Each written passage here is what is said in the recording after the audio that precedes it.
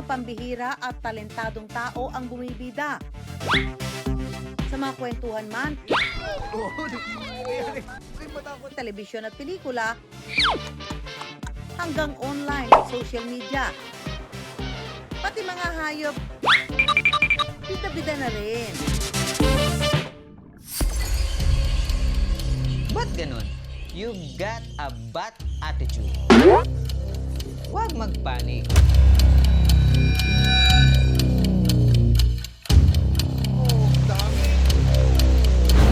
Kakampi o peste? Laksa-laksang paniki ang umiiksena sa mga teritoryo ni Juan. Dapat bang alagaan o pangilagan?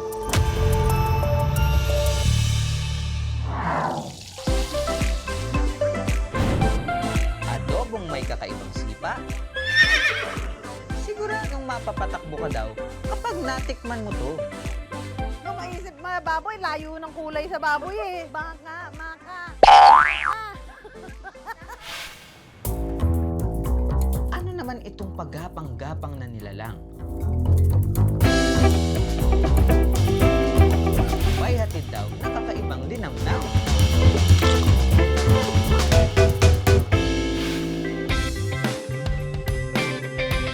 At may dala ring buenas. Ano ba talaga yan, kuya? Pagkain o laruan? Tingnan ko lang yung mga iba't ibang color, nawawala na rin yung pagod ko.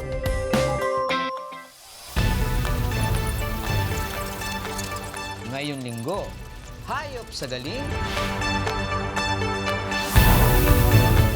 hayop sa sarap. At hayop sa gimmick. Mga kwentong hayop tayo.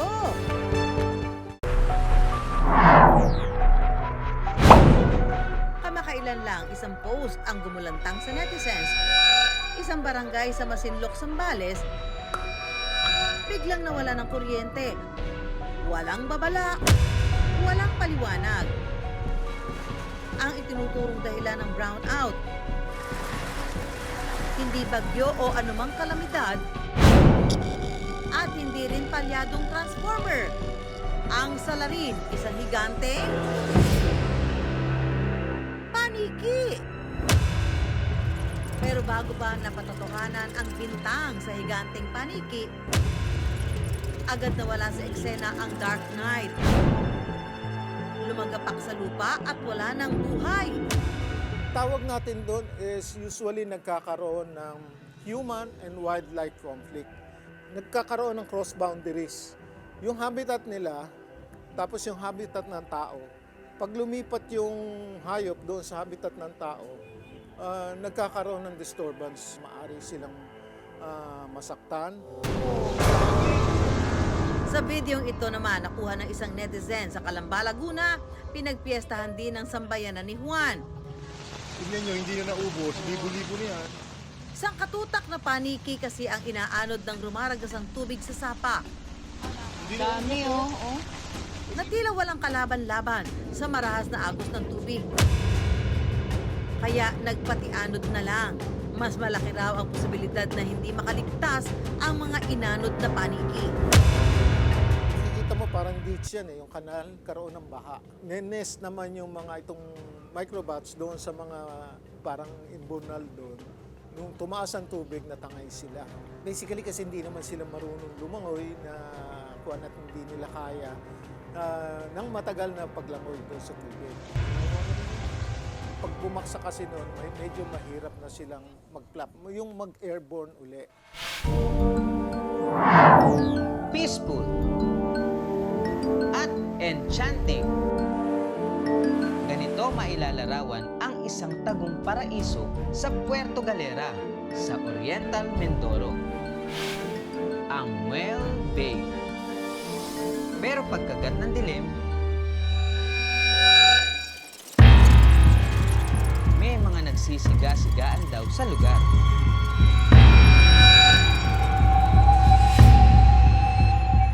May mahahabang puso. May nakakapangilabot na balahibo. Bangis na tila lobo o wolf.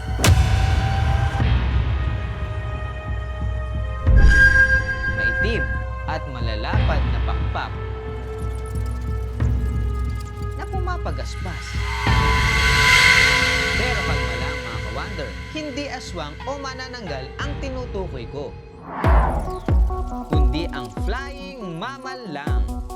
Huwag magpanik. It's just panig eh. Habang tirik ang araw, tulog at himbing na nakalambitin sa mga puno ang laksa-laksang panig. Di ba mapapansin mo mahahaba siya? Ayon kay Dr. Joan Yap, ang Municipal Environment and Natural Resources Officer sa Puerto Galera, posibleng ang mayamang kalikasan ang isa sa dahilan kung bakit sila pinamumugaran ng mga paniki. Nagsimula po kami sa pagbibilang, 12,000 lang sila at napansin namin na sa ngayon, nasa 16,000 na. Ang mga residente sa barangay poblasyon, sanay na raw sila sa close encounter with the dark night. Nakanglan siya dito naman hapon. Tulad ni Nanay Josephine na minsan na ring dinalaw ng paniki sa kanyang tindahan. Wow! Hindi naman daw nananakit ang mga paniki. Siguro gusto lang nila makita rin yung ibang environment sa tabi ng kanilang mga lugar at makita rin ho ng mga turista ng mas malapitan. Ang tahanan naman daw ni Nanay Jeneline ay madalas sarado ang mga pinto't bintana. Pagsapit daw kasi ng dilim, ang mga paniki ay paligid-ligid sa kanilang bahay. Nung una, kinikilabutan at nakakatakot talaga dahil sa isip ko ay mga manananggal sila. Parang takot na takot kami, lalong-lalo na kapag sila ay marami na dumarating dito sa lugar.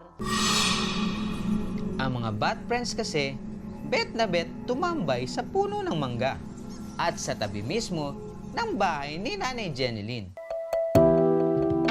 Bagamat nang hihilakbot sa mga paniki, alam daw nila ang kahalagahan nito sa ating kalikasan. Pinamulat sa amin kung ano ba ang kahalagahan ng mga fruit bats, hindi na kami natatakot at alam namin na ito ay nakakatulong sa ating kalikasan.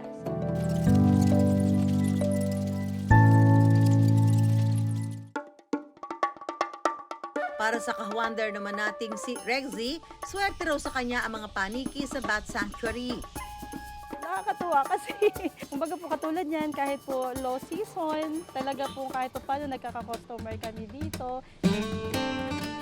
Naabutan ng iWonder team ang grupong ito habang kumakain. Mas nakaka-enjoy kumain. Kasi parang, yun, nature na nature. Hindi naman nakakatakot.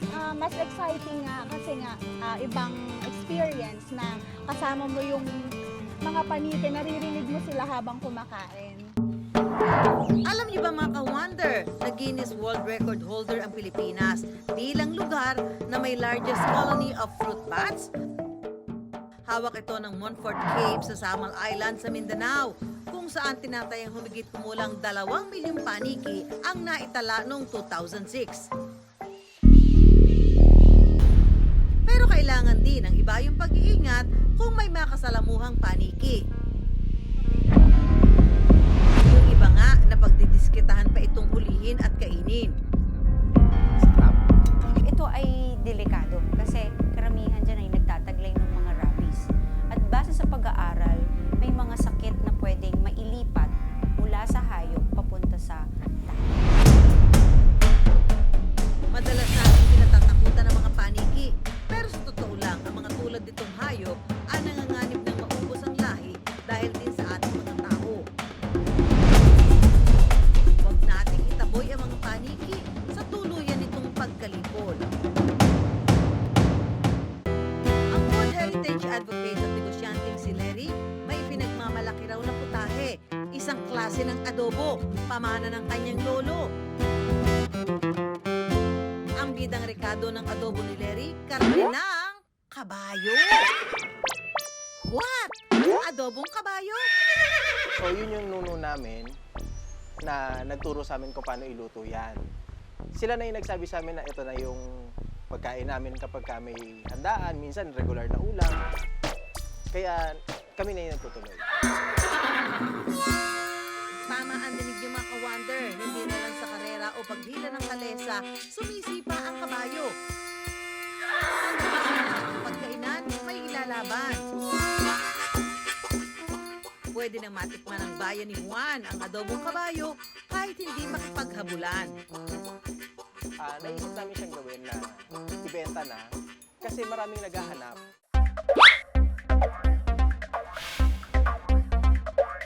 Ayon sa National Meat Inspection Service o NMIS officer na si Dr. Rudio Abulencia, ligtas at legal naman daw ang pagbenta at pagkain ng karne ng kabayo. Basta pasok sa safety standards. So lahat po ng karne na dumadaan po sa pagsusuri at galing sa mga accredited and locally registered meat establishments ay legal po. Ang consumption naman po ng horse meat po ay legal sa ating bansa. Gaya ng karaniwang luto sa adobo, kailangan ng sariwang karne ng kabayo, mga pampalasa, bawang, toyo at suka. Gaano ka ba? Ito po pagka ganito, umabot ng 1 oras na bago lumambot. Pero, mas maganda kapag natutuyo na po, is nagigisa yung bawang. So, hindi na po pag napakukuluan lang, so nagigisa yung Patutuyuin ang sabaw para manuot ang lasa sa laman. At tumakbo na sa kusina dahil luto na ang adobong kabayo.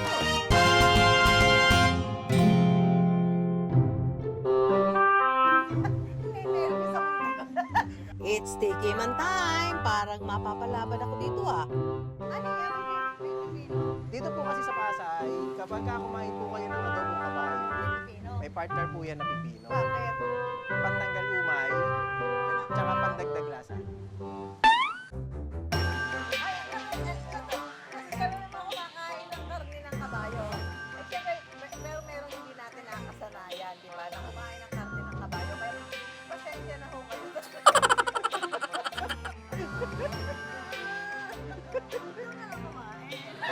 Pasay po kayo. Ang hirap nito ah. Parang pinapawisan ako dito. Kailangan ko tumigil? Opo. Pero isipin nyo lang talaga para kayo kumain ng baka. Baka? Anong baka dito? Ang liit naman. Ha? Maliit na, pinaliit nyo pa. Ayan. Masarap yan. Opo, promise.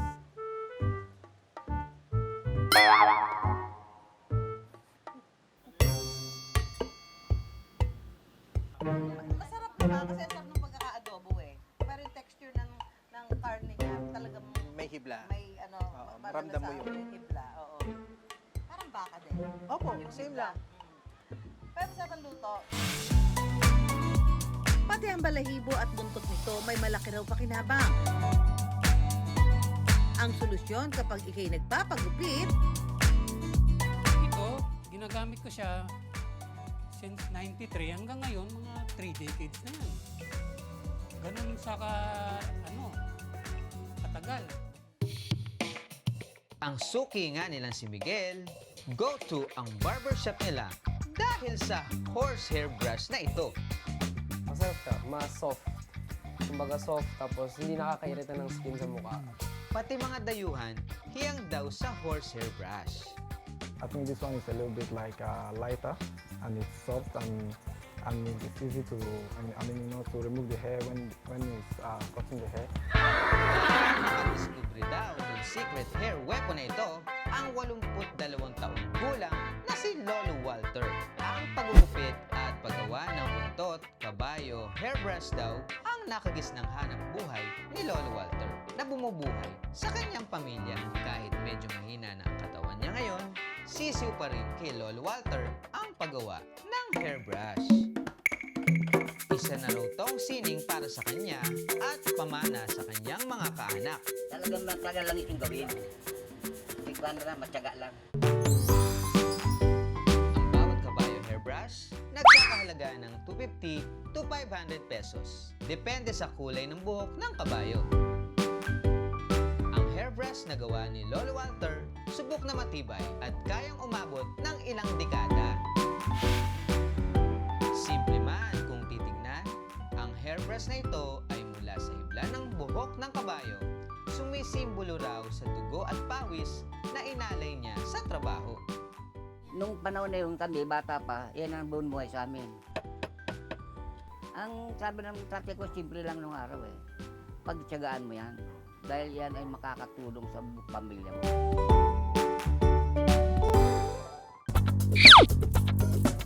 Mahahabang galamay, malalakas na sipit, at mapintog na katawan. Anong hayop na ito? Pagkain ba ito o laruan? Isang uri ng freshwater crustacean na mukhang maliliit na lobster ang crayfish. So siya sa pinakamalaki na female namin. At para sa ka-wonder nating si Joseph, mabentang panglaman tiyan ito. Aksidente lang yung crayfish talaga. Bumili ko ng crayfish sa isang seller dito. Then mahilig tayo sa TikTok updates, sa farm updates, ganyan. Nag-trend, nagtatanong sila, ano po yung parang lobster, ganyan. So yun na, nagtuloy-tuloy na. Hello mga ka-wonder, welcome sa aming crayfish farm. So mga ka-wonder, nandito tayo ngayon sa aming breeding tank. Every tank, meron kaming 50 to 100 females na pinaparesan namin ng 10 to 20 males naman. Malalaman kung lalaki ang crayfish kung mayroong pulang kulay ang sipit. Yung ganitong size, ito na yung after 4 to 5 months ng pag-culture nila. Ito na yung yung ready na for food consumption kasi sakto na yung meat nila, may nakakain na tayo.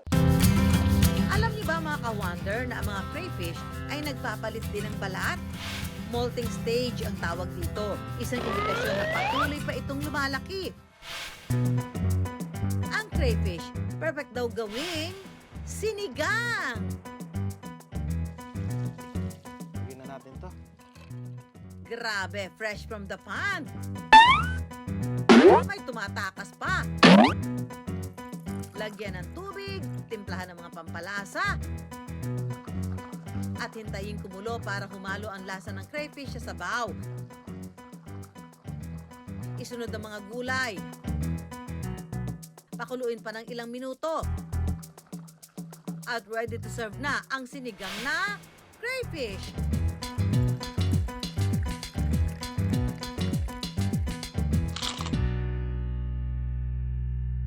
Ang kalasa niya, alupihang dagat.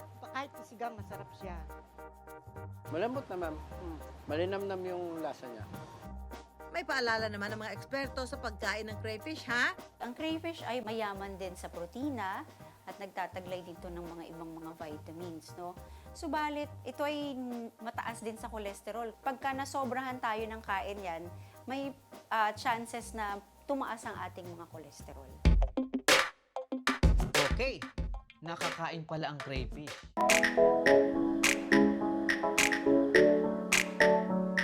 Ang mga pinaraming crayfish ni Joseph, masarap na ipanglamang tiyan.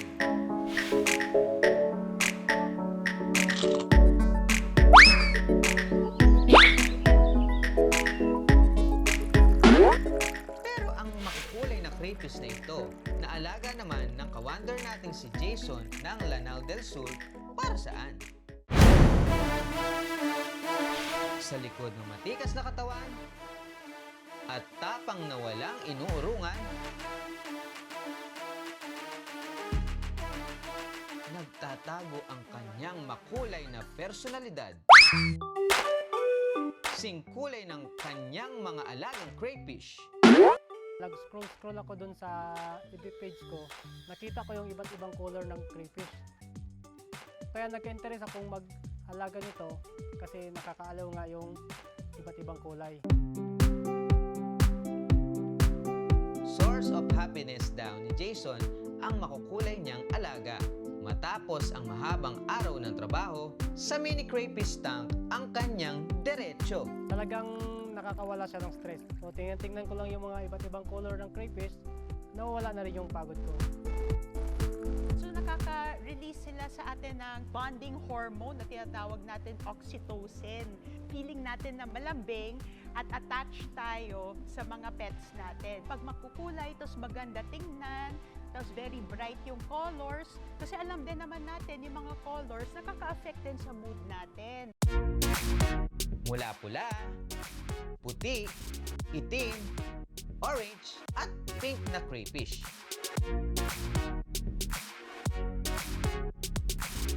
Ito yung favorite ko na crayfish, mga ka-wonder.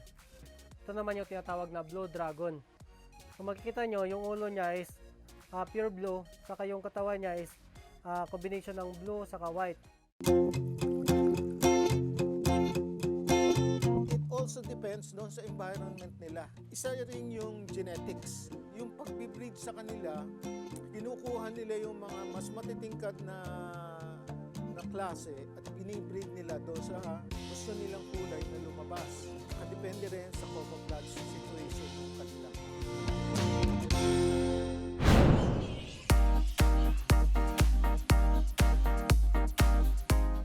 Ang mga hayop sa ating bayan, pangmalakasan din. Ang mga paniking kinatatakutan, may mahalagang papel pala sa kalikasan. Hindi na lang sa karera o paghila ng kalesa, sumisipa ang kabayo. Hanggang kusina at hapagkainan, may ilalaban. At ang mga katakam-takam na crayfish, source of happiness din sa iba. Hayop sa galing, di ba? Mga ka-wonder, kung may mga topic po kayo na gusto mag-usapan, mag-email lang po kayo sa iwondergtv@gmail.com. Ako po si Susan Enriquez. Follow po ang social media accounts ng I Wonder. Ako po ulit si Emboy Marquez. Magkita-kita po